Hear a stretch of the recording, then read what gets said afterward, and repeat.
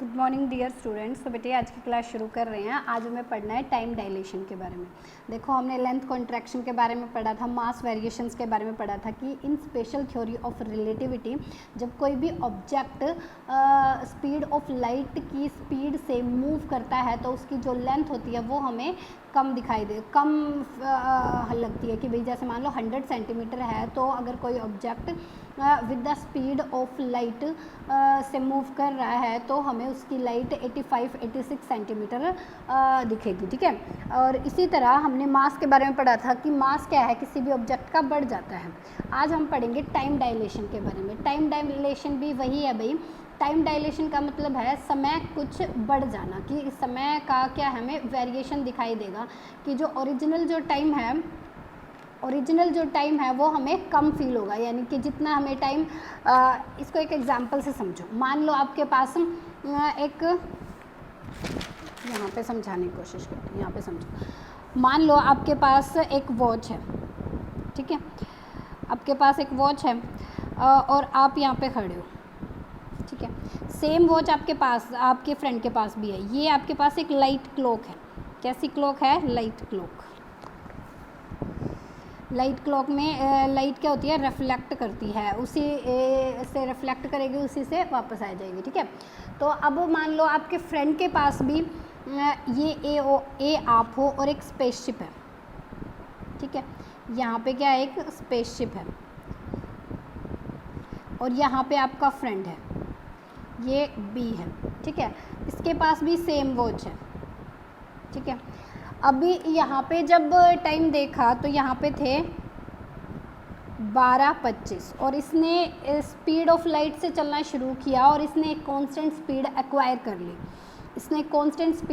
कर ली। तो मान लो इसने जो स्पीड एक्वायर की है v is equal to C of 90% of C, कि सी के 90% इसने जो वेलोसिटी है वो अपनी एक्वायर कर ली, ठीक है। तो अब इसके लिए तो यहाँ पे कितना टाइम होगा इसको वो नहीं पता चलेगा कि कितना डिफरेंस फील हो रहा है। और इस घड़ी में जब आपके फ्रेंड को ऑब्जर्व होगा तो वो जो टाइम ऑब्जर्व होगा वो कितना होगा? 12:15। तो ये जो कम टाइम लगा है ना, इसके लिए तो ये 12:15 है, मतलब इसके लिए तो उस टाइम का, जैसे मान लो बस में अंदर जो बैठे हैं दो पैसेंजर, वो दोनों तो एक दूसरे के लिए रेस्ट में है, लेकिन अगर बाहर से कोई ऑब्जर्व कर रहा है तो उसके लिए वो दोनों किस में? मोशन में है, ठीक है ना। तो हमें ये कुछ टाइम क्या है? कम फील होता है, ठीक है। तो वो उसी को बोलते हैं टाइम डायलेशन। इसी को हम मैथमेटिकली प्रूव करने की कोशिश करेंगे, ठीक है भाई। अब देखना, हमने मान लिया कि हमारे पास दो फ्रेम ऑफ रेफरेंस है। ये फ्रेम ऑफ रेफरेंस है S और ये फ्रेम ऑफ रेफरेंस है S डैश, ठीक है। इसमें जो क्लॉक रखी है वो ये है और इसमें जो क्लॉक रखी है वो है ये। अब इसका जो ओरिजिन है वो है O डैश और इस फ्रेम ऑफ रेफरेंस का जो ओरिजिन है वो है O, ठीक है। यहाँ पे किसी इंस्टेंट पे मान लिया एक पॉइंट P है जिसकी पोजीशन वेक्टर्स है with respect to this frame x, y, z and t, ठीक है, एंड टाइम, ठीक है। और इसके जो हमने पास कोऑर्डिनेट्स है वो क्या है? x dash, y dash, z dash and t dash, ठीक है। तो क्या है? Let us consider a clock in frame of reference. किसी भी फ्रेम ऑफ रेफरेंस में हम क्लॉक को कंसीडर करेंगे। हमने मान लिया S में एट रेस्ट और ये किस पे है? रेस्ट पे, ठीक है। लेट टू इवेंट्स अकर, यहाँ पे दो इवेंट अकर कर रहे हैं at the time T1 and T2। दो इवेंट अकर कर रहे हैं। फर्स्ट इवेंट का जो टाइम है वो हमने मान लिया T1 है और नेक्स्ट इवेंट का जो टाइम है वो हमने मान लिया T2 है, ठीक है। तो ये जो इवेंट अकर करेंगे अपने पास दिख रहा है ना? हाँ, ठीक है। तो in the frame S at a fixed point, यानी कि T1 और T2 जो दो इवेंट हुए हैं उनका टाइम T1 एंड T2 किस फ्रेम ऑफ रेफरेंस के रिस्पेक्ट में लिया? हमने S फ्रेम ऑफ रेफरेंस के रिस्पेक्ट में, ठीक है। इन frame S at a fixed point P having coordinates x, y, z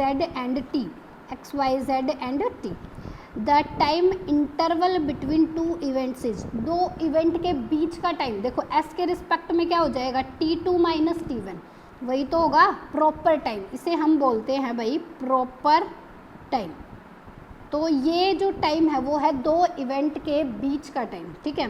अब जब हमारे पास T1 और T2 है, S फ्रेम के रिस्पेक्ट में जो टाइम है वो है T1 एंड T2, ठीक है, दो अलग अलग इवेंट्स का। इसी तरह जो एस डैश फ्रेम है उसके रिस्पेक्ट में जो टाइम इंटरवल होगा वो t1 और दूसरे इवेंट के लिए t2 डैश, ठीक है।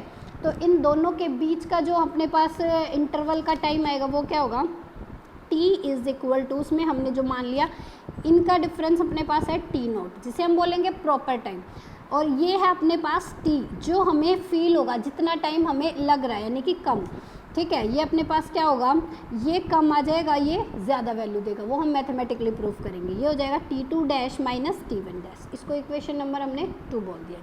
हम पीछे पढ़ के आए हैं Lorentz transformation of equation. Lorentz transformation of equation में हमने क्या पढ़ा था, देखो गैलीलियन ट्रांसफॉर्मेशन में भी हमने पढ़ा था कि जो पोजीशंस है वो फ्रेम ऑफ रेफरेंस के रिस्पेक्ट में वेरी करती है, ठीक है। यहाँ पे हमने पढ़ा है लेकिन लॉरेंस ट्रांसफॉर्मेशन इक्वेशन में हमने क्या पढ़ा था, जो टाइम भी है वो भी क्या करता है, फ्रेम ऑफ रेफरेंस के रिस्पेक्ट में वेरी करता है। उसकी क्या इक्वेशन थी, आई थी अपने पास t dash is equal to t minus x we by C square divided by 1 minus we square divided by C square. इसको हम इक्वेशन नंबर 3 नाम दे देंगे, ठीक है। आगे देखो, हमें निकालना है t1 डैश और t2 डैश के लिए, ठीक है। t2 डैश अपने पास क्या हो जाएगा, t2 minus x V divided by में सी स्क्वेयर, ठीक है, और divided by 1 minus we square by C square.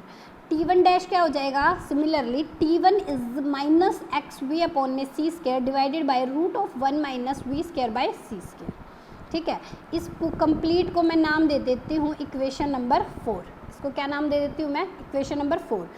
Using equation 4 in 2, equation 4 को देखो 2 हमारे पास ये वाली है, अपने पास t2 डैश और अपने पास t2 डैश और t1 डैश की वैल्यू आ गई है, ठीक है। अब इस इक्वेशन में हम पुट करेंगे किसकी वैल्यू, t2 डैश और t1 डैश की वैल्यू, ठीक है। तो क्या आ जाएगा अपने पास,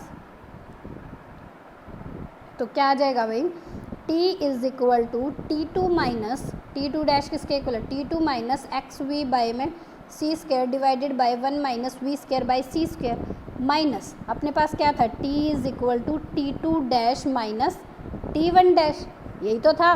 तो यहाँ पे t2 डैश की value t2 minus x we by में C square divided by root of 1 minus we square by C square minus t1 dash की वैल्यू क्या होगी, t1 minus x we by में C square divided by root of 1 minus we square by C square.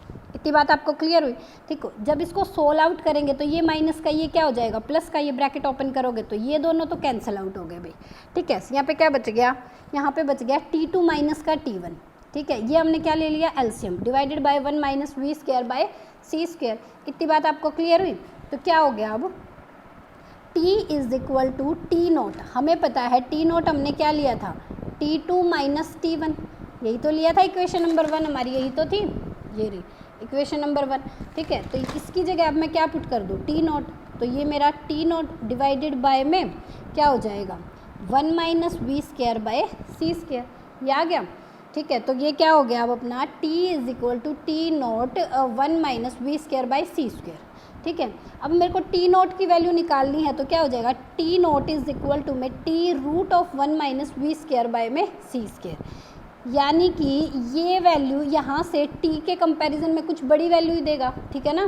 तो ये कुछ multiply में something हो रहा है, तो बेटा इससे तो कुछ ज़्यादा ही वैल्यू देगा ना t नोट से। तो यहाँ से हमारा जो t नोट है वो किससे छोटा है, t से, या फिर मैं ये बोल सकती हूँ जो t है वो किससे बड़ा है, t नोट से, ठीक है। तो यही हमें टाइम डायलेशन में शो हो रहा है कि जो अपने पास हमारा प्रॉपर टाइम है वो हमारे जो हमें टाइम दिख रहा है जब कोई ऑब्जेक्ट स्पीड ऑफ लाइट से मूव करेगा तो वो क्या है, उसके कंपैरिजन में हमें कम फील होगा, ठीक है। अब देखो अगर कई बार मान लो क्या होता है, हमें क्वेश्चन प्रूफ करने के लिए दे देते हैं एग्ज़ाम में, क्या कि अगर कोई ऑब्जेक्ट स्पीड ऑफ लाइट से मूव कर रहा है तो क्या होगा उसका टाइम पीरियड, ठीक है भाई। देखो, to prove that no object in the universe can have the speed or greater than speed of light, कि कोई भी object with the speed of light या उससे ज़्यादा स्पीड से मूव नहीं कर सकता है। इसको प्रूफ करने के लिए हम इसी टाइम डायलेशन इक्वेशन का यूज़ करेंगे। देखो भाई, अभी हम पढ़ के आए हैं T is equal to T naught divided by 1 minus we square by C square. अगर तो वो स्पीड ऑफ लाइट के इक्वल मूव कर रहा है तो मेरे पास v यहाँ पे किसके इक्वल होना चाहिए, c के इक्वल होना चाहिए, ठीक है ना। तो let v is equal to c, t is equal to में टी नॉट डिवाइडेड बाई, यहाँ पे हो गया 1, यहाँ पे हमारा क्या हो जाएगा सी स्क्वायर, 1 माइनस 1 कितना, t डिवाइडेड बाई में 0, समथिंग डिवाइडेड बाई 0 क्या वैल्यू देता है, समथिंग डिवाइडेड बाई 0, इनफाइनाइट, मतलब टाइम पीरियड क्या आ गया, इनफाइनाइट, जो कि पॉसिबल है ही नहीं। तो टाइम पीरियड ही इनफाइनाइट आ गया, तो इसका मतलब है कि कोई भी ऑब्जेक्ट स्पीड ऑफ लाइट या उससे ज़्यादा स्पीड से मूव नहीं कर सकता है, ठीक है। It means clock moving with the speed of light would stop which is not possible, जो कि क्या नहीं है, पॉसिबल ही नहीं है, ठीक है। अब देखो भैया, ये टाइम डायलेशन है ना, थोड़ी इंपॉर्टेंट टर्म है, तो इससे रिलेटेड है ना एग्जाम में न्यूमेरिकल्स आ जाते हैं। तो किस टाइप के न्यूमेरिकल आएंगे, मैं इस मेनली 2 ही टाइप के न्यूमेरिकल्स इसमें बनते हैं, ठीक है। तो मैं वो करवाने की कोशिश कर रही हूँ। आपकी जो बुक में और न्यूमेरिकल है सोल्ड या अनसोल्ड, इससे रिलेटेड वो आपको ट्राई करने हैं, ठीक है। फर्स्ट देखो, in the laboratory the life time, क्या है भाई, in the laboratory the life time, हाँ भाई, in the laboratory the lifetime of a particle moving with a speed 2.8 into 10 raised to power 8 meter per second is found to be 2.5 into 10 raised to power minus 7 second, इतना time लेता है वो, ठीक है। Calculate the proper time of the particle, proper time क्या हो गया अपना टी नॉट, हमें कैलकुलेट करना है। अच्छा, जो गिवन टाइम है अपने पास वो कितना है, 2.5 इंटू में 10 रेज़ टू पावर 7 सेकेंड, और v कितनी दे रखी है, 2.8 into 10 raise to power 8 metre पर सेकेंड। तो क्या आ जाएगा, proper time is equal to में टी नोट, ये हमें निकालना, हमें इक्वेशन पता है, t is equal to t naught divided by 1 minus we square by C square, ठीक है। यहाँ पे हमें टी नोट निकालना है, तो टी इंटू में क्या हो जाएगा, 1 minus we square by C square. T कितना दे रखा है, 2.5 इंटू में 10 रेज़ टू पावर माइनस 7, 1, यहाँ पे v कितनी दे रखी है, 2.8 into 10 raise to power 8 metre पर सेकंड, और स्पीड ऑफ लाइट कितनी होती है, 3 into 10 raise to power 8 metre पर सेकंड रेज़ टू पावर 2, ठीक है। तो ये अपने पास टी नोट कितना आ गया, 2.5 into 10 raise to power minus 7। इस इक्वेशन, इस पूरे टर्म को सॉल्व करेंगे तब हमारे पास आएगा 1 माइनस 0.845, ठीक है। तो ये जो वैल्यू को सोल्व करने के बाद जो ये भाई यहाँ पे ये नहीं है कि मैं आपको एक एक पॉइंट सोल्व करके, आप सोल्व करके देख सकते हो, ठीक है। तो ये जो सोल्व करने के बाद अपने पास टाइम आया वो कितना आया, 9.75 इंटू में 10 raise to power minus 8 second, ठीक है। नेक्स्ट क्वेश्चन क्या हो सकता है इस पर, at what speed should a clock be moved so that it may appear to lose 1 minute in 1 hour, मतलब वो ऐसे दिख रहा है कि हर एक आवर में 1 मिनट कम हो जा रही है, ठीक है ना। तो हमें क्या है, टी दे दिया 1 आवर, जो हमें टाइम जो दिया है वो कितना दिया है, 1 आवर, 1 आवर में कितने होते हैं, 60 मिनट्स, ठीक है। जो टाइम है उसमें हर एक मिनट कम हो रहा है, मतलब इस टाइम में से 60 माइनस 1 कितने हो गए, हमारा जो प्रॉपर टाइम होगा 59 मिनट। हमें निकालनी है वट स्पीड, क्या निकालनी है, स्पीड निकालनी है कि उस ऑब्जेक्ट की स्पीड कितनी है, कितनी स्पीड से मूव कर रहा है। जैसे मान लो मैंने स्पेसशिप वाला एग्जांपल दिया था, तो वो जो स्पेसशिप है वो कितनी स्पीड से मूव कर रहा है कि जो टाइम यानी कि 1 आवर में से हर एक घंटे में 1-1 मिनट कम हो जा रही है, ठीक है।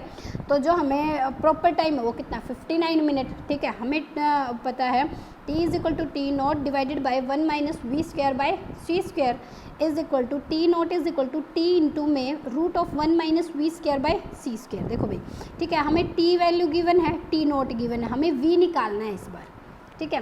तो क्या हो जाएगा, टी नॉट हमें कितना गिवन है, 59, टी हमें कितना है 60 divided by 1 minus we square by में सी स्क्वायर, यहाँ पे हम 60 को इधर लेंगे, 59 by 60, 1 root of 1 minus we square by C square इधर बच जाएगा, ठीक है। दोनों तरफ क्या कर देंगे, स्क्वायर, यहाँ पे मैंने क्या कर दिया, स्क्वायरिंग बोथ साइड। तो स्क्वायरिंग बोथ साइड करने पर हमें क्या मिला, 59 बाय में 60 raise to power 2 1 minus we square by C square, 1 को इधर ले आएंगे यानी कि इसके ऊपर रूट हो जाएगा 1 माइनस 59 बाई 60 इस पूरे का होल स्क्वायर, तो v बाई सी। अब इसको सोल्व करेंगे तो मेरे पास 0.18 सेकंड आता है। ठीक है, यहाँ पे मेरे को किसकी वैल्यू निकालनी है, v की वैल्यू निकालनी है। v इज इक्वल टू में c इंटू में 0.18, c की वैल्यू कितनी होती है, c हमें पता है 3 into 10 raise to power 8 metre पर सेकंड होता है। ठीक है, तो v इज इक्वल टू कितना आ गया 3 into 10 raise to power 8 into में 0.18। ठीक है, इसको सोल्व करेंगे तो अपने पास जो वेलोसिटी आएगी वो आएगी 5.4 into 10 raise to power 7 metre पर सेकेंड। ठीक है, वो जो ऑब्जेक्ट था वो इतनी स्पीड से मूव कर रहा था। तो इसी टाइप्स के भाई क्वेश्चन पूछ सकते हैं। देखो अपने पास जो फॉर्मूला है वो क्या है, वो है t is equal to T naught root of 1 minus we square by C square. या तो कभी ये पूछ लेंगे ये दे देंगे, या ये पूछ लेंगे ये दे देंगे। ठीक है, या वेलोसिटी दे देंगे। इन तीनों टर्म में से टी नॉट और v, c की वैल्यू तो फिक्स है, इनमें से कोई दो की वैल्यू दे देंगे, एक की वैल्यू पूछ लेंगे, किसी दो की वैल्यू दे देंगे, एक की वैल्यू पूछ लेंगे। ठीक है, और इससे ज़्यादा वेरिएशंस तो क्या करेंगे भाई, तो जो भी आपकी बुक में न्यूमेरिकल्स है वो आपको सोल्व करके देखने हैं, उनमें कोई भी डाउट आता है वो आप मेरे से डिस्कस कर सकते हो। ठीक है भाई, पढ़ते रहिए। All the very best. ठीक है, बाय।